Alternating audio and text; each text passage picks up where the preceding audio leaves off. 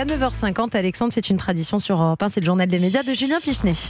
Julien, on commence avec les audiences. Est-ce que Koh-Lanta s'en est bien sorti comme chaque mardi sur TF1 Oui, mais Koh-Lanta n'a pas gagné hier soir. C'est France 2 qui est arrivé en tête des audiences avec une rediffusion pourtant. Une rediffusion de disparition inquiétante qui a attiré 3 500 000 téléspectateurs avec Julie Gaillet et François Berléand. Koh-Lanta arrive juste deuxième, juste derrière sur TF1 avec 14,5% du public et 3 100 000 téléspectateurs. Piège de cristal avec Bruce Willis sur M6 complète le podium avec 1 500 000 téléspectateurs. On aurait pu penser que ça allait encore un petit peu plus remplir la salle M6, mais il y avait le foot, il y avait le PSG, bien sûr, sur Canal Plus Foot. On n'a pas encore les audiences, on est en train de faire les comptes. Anissa, on les aura vers 11h. Je sais déjà que vous avez regardé le match, que Jean-Luc Lemoyne a regardé le match. Oui, déjà, ça fait au moins deux téléspectateurs. En attendant, je peux vous lire le message que vous m'avez envoyé hier soir. Il y a Piège de cristal sur M6, c'est culte occulte. Ah, c'est voilà, culte occulte. Donc ça faisait du bien, on sait sur quelle chaise vous étiez, vous, hier soir. Europe 1, le journal des médias. À la une de ce journal des médias, Julien Pichenet, Coé qui ne reviendra pas au micro d'Énergie. L'animateur Sébastien Coé, qui avait été écarté de l'antenne d'Énergie en novembre après des accusations de viol, avait demandé à revenir à l'antenne puis à être indemnisé, ce que prévoyait le contrat en cas de rupture. Il n'obtiendra finalement rien de tout ça. Le tribunal de commerce de Paris a débouté en effet Coé et son groupe de production qui a fait part de sa déception.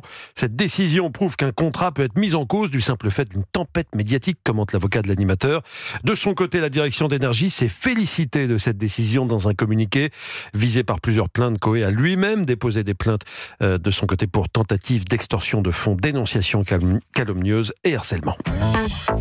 Et puis, Julien, les principales chaînes de télé cassent leur grille pour l'arrivée de la flamme olympique en France. Oui, alors avis aux fidèles de Tout le monde veut prendre sa place ou des programmes habituels de France 2 en semaine, la journée sera quasiment entièrement dédié à l'arrivée du Belém à Marseille. En fait, à part les JT de 13h et de 20h, il y a un seul programme qui reste en place aujourd'hui. Ça commence aujourd'hui à 14h10. En face, TF1 se met aussi aux couleurs olympiques avec toutefois une grosse pause en début d'après-midi pour Plus belle la vie, encore plus belle, qui sera suivie de 2 téléfilms. Les rendez-vous de fin d'après-midi sont exceptionnellement annulés. Pour suivre la quotidienne de Secret Story, ce ne sera pas sur TF1, ce sera uniquement sur TFX à 19h05. On verra demain matin si l'arrivée de la flamme en France embrasera les audiences des chaînes qui ont décidé de suivre de près l'événement. Et puis on embrasse notre collègue Jean-Pierre Foucault qui est en train de faire vivre l'arrivée de la flamme aussi à Marseille, normal. À la télévision, effectivement. Le Premier ministre Gabriel Attal accepte finalement, Julien, un débat de télé avec Jordan Bardella. Il aura lieu dans 15 jours. Ouais, le Premier ministre, qui n'est pas tête de liste, refusait jusqu'ici de croiser le fer avec Jordan Bardella, qui lui est tête de liste du Rassemblement national aux européennes. Mais il y a eu un changement de stratégie. La tête de liste de Renaissance, Valérie Ayé, est loin de Jordan Bardella dans les sondages. Elle est même talonnée de près par le candidat PS Place Publique Raphaël Glucksmann. Conséquence, le chef de l'État Emmanuel Macron a demandé à son Premier ministre de venir à sa rescousse. Le débat Attal-Bardella aura lieu le 23 mai à partir de 20h15 sur France 2 et il sera animé par la journaliste Caroline Roux. Et puis le lancement de la nouvelle plateforme de streaming Max se précise. Ouais, on connaît sa date de lancement, ce sera le 11 juin. Je rappelle que Max, c'est la fusion de HBO Max et de Discovery+. C'est une plateforme qui est annoncée depuis plusieurs années, qui est très attendue par certains. C'est sur Max que sera proposée par exemple la saison 2 de House of the Dragon, inspirée de Game of Thrones. Il y a de nombreux films du catalogue Warner Bros qui seront également dans le catalogue comme Harry Potter, Matrix, Dark Knight ou Joker. Il y a des productions françaises aussi qui ont été annoncées sur Max. Exemple avec cette mini-série inspirée de cette histoire vraie d'une femme qui s'était fait passer pour une victime des attentats du Bataclan. Ce sera avec Laure Calamy. Les abonnements iront de 5,99 € à 13,99 €. S'il vous plaît, prenez place. Ah, ça y est, on y est. À moins de 3 semaines de Roland-Garros, dont Europe 1 est la radio officielle, je le rappelle. France Télévisions, Julien a donné des détails sur sa couverture du tournoi de tennis parisien. Alors, quel échange, écoutez. Ce sera à partir du dimanche 26 mai. Il y aura près de 10 heures de direct chaque jour. La petite balle jaune sera sur France 4 en matinée, sur France 2 l'après-midi, sur France 3 en soirée. Pour ceux qui veulent choisir leur match, ce sera possible comme ces dernières années sur la plateforme France.tv. Il y a une nouveauté cette année, les matchs du cours Simone Mathieu. C'est ce magnifique cours qui se trouve dans les serres d'Auteuil. Eh bien, ils seront de nouveau sur France Télé. Ces dernières années, c'est Amazon Prime qui en avait l'exclusivité. Ce ne sera plus le cas. Pas de changement dans l'équipe des commentateurs. On va retrouver Inès Lagdiri, Mathieu Lartaud, Fabien Lévesque ou encore du du côté des consultants, Marie Pierce ou Michael Laudrat. Sinon, Nelson Montfort assurera les interviews d'après-match pour la 37e et peut-être dernière année. Et oui, Anissa, Nelson Montfort ne sera plus salarié de France Télévisions à partir du 1er janvier 2025. Okay. Alexandre Désinard, le télétravail pendant Roland-Garros, c'est dangereux, hein, souvent. Alors là, on est très peu connectés pendant Roland-Garros. C'était difficile, même avant le télétravail. Vous suivez, vous, un peu Roland-Garros? Oui, bien sûr. Oui, bien vous sûr. aimez ça. Vous ferez peut-être un peu Roland-Garros-Mathieu, non? Ça sera peut-être le quatrième.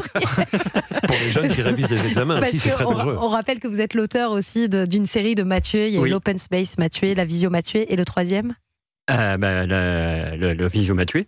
Le Visio Mathieu, l'Open Space. Il y avait Facebook Mathieu en Facebook second, Mathieu, voilà, c'est ça.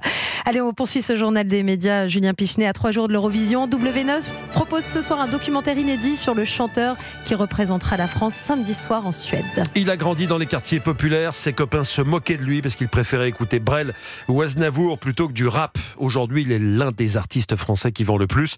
Slimane Le Conquérant revient ce soir sur le parcours de cet artiste qui n'a pas toujours eu un parcours facile. Il avait été refoulé à tous les castings de comédie musicale, à tous les castings de télécrochet comme Popstar ou Nouvelle Star. Pour le producteur du documentaire, Milan Poyer, il y a dans le parcours de Slimane un joli message. Écoutez. L'histoire de Slimane, c'est l'histoire d'un jeune qui croit en ses rêves. Et c'est un peu l'histoire du rêve français. On parle beaucoup du rêve américain. Slimane, je trouve que c'est un petit peu l'histoire du rêve français. C'est celui qui croit en ses chances et qui va tout donner pour y arriver et qui montre que c'est possible aussi. Alors c'est difficile, c'est pas évident. On le voit dans le documentaire, il y a beaucoup d'échecs. C'est un peu l'histoire de la résilience aussi, celle de la carrière de Slimane. Il faut rien lâcher. Quand on croit en ses rêves, il faut y aller, il faut aller au bout. L'histoire, elle peut être magnifique et c'est ce que montre Slimane dans sa carrière aujourd'hui et dans sa candidature à l'Eurovision. Slimane Le Conquérant, produit par Vigie Productions. C'est donc ce soir à 21h10 sur W9 pour se mettre à l'heure de l'Eurovision. L'Eurovision, ce sera samedi soir à 21h sur France 2. On sera tous derrière Slimane. On le rappelle à chaque fois, la dernière victoire française à l'Eurovision, c'était en 1977. On n'était même pas nés à Nice. Et Malmö, parce que c'est les 50 ans de la victoire de la Suède avec ABBA. Waterloo. À Malmö. Merci beaucoup, Julien Pichenet, pour ce journal des médias dont toutes les infos sont à retrouver dans la newsletter Média. Inscription gratuite sur europe1.fr.